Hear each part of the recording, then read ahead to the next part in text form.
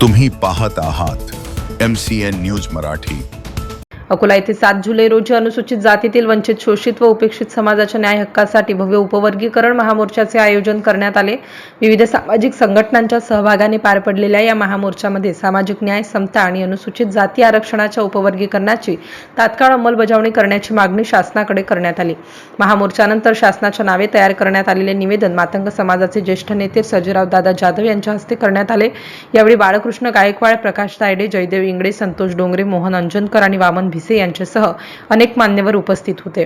MCN news Marathi करिता Prabhakar Borkar, Akola. Sir, आजच्या मोर्चाबाबतीत काय म्हणणं आपलं? आज अकोला येथे सकल मातंग समाजाच्या वतीनं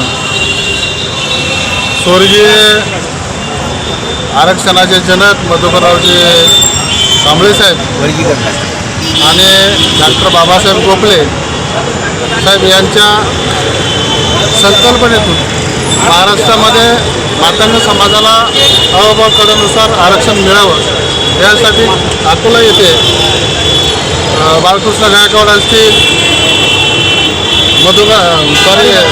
परिमलदादा कांबळे असतील यांनी मला आमंत्रित केलं।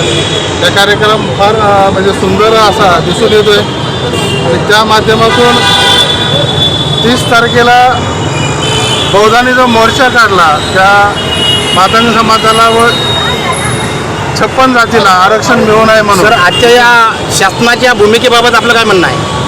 आरक्षण मिळणारच ना।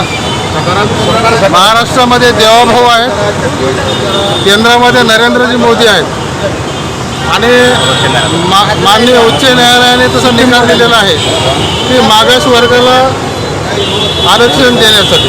सर, 26/1/2025 रोजी आरक्षण जाहीर झालं। आरक्षण जाहीर झाल्यानंतर शासनानं तेव्हाच आरक्षण लागू का करण्यात आलं, त्याचं काय म्हणणं आहे? शासनाला, महाराष्ट्राच्या मुख्यमंत्र्याला समतोल सगळा समाजाचा रेखाचोखा, सगळ्या समाजाच्या भावना समजून घ्याव्या लागतात। त्या भावना समजल्याच्या नंतरच पुढचा निर्णय महाराष्ट्राचे मुख्यमंत्री घेतील। बाकी पाच स्टेटमध्ये आरक्षण लागू झालेलं आहे, मग महाराष्ट्रामध्ये एवढी दिरंगाई कशा करता? महाराष्ट्रामध्ये दबावगट निर्माण होण्याची शक्यता होती। सर, सुप्रीम कोर्टाच्या निर्णयानुसार आरक्षण जाहीर होणे आहे किंवा नाही? आरक्षण होणारच ना। देवाभाऊ म्हणजे काळ्या दगडावरची पांढरी रेघ आहे आणि देवाभाऊ हे कोणावरही अन्याय करणार नाहीत। ही पार्टीमध्ये काम करतो, पार्टीचा महाराष्ट्राचा सरचिटणीस आहे SC मोर्चाचा आणि राज्यामध्ये कोणावरही अन्याय, कुठल्याही समाजावर, शेवटच्या घटकावर देवाभाऊकडून अन्याय होणार नाही। आरक्षण हा 100% मिळणारच। आज रोजी बौद्ध समाज दबावगट निर्माण करतो मुख्यमंत्र्यावर, परंतु मुख्यमंत्री देणारा का मंत्री नव्हतं।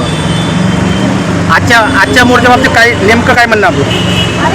महाराष्ट्रामध्ये सगळ्या ठिकाणी जिल्ह्यात मोर्चे निघतात। नागपूरला परवा मोर्चा झाला, नंतर जालन्याला झाला, वर्धा झाला, हे तुमच्या सगळ्या जिल्ह्यामध्ये अमरावतीत झाला। आज अकोल्याचा मोर्चा आहे। महाराष्ट्रामध्ये मातंग समाज हा पेटून उठलेला आहे आणि मातंग समाजाच्या पाठीशी इतर जाती, ह्या 56 जाती मिळून आम्ही मोर्चे काढतो।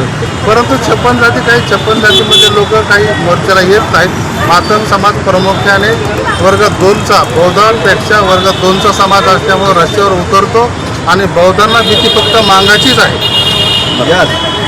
मांगालाच बौद्ध भेटतात, म्हणूनच ते त्यांच्या पायाखालची वाळू घसरलेली आहे, त्यामुळे ते आरक्षणाला विरोध करतात। आजच्या मोर्चानुसार जाहीर आरक्षण होईल का? 100% आरक्षण तुम्हाला मिळणार। धन्यवाद।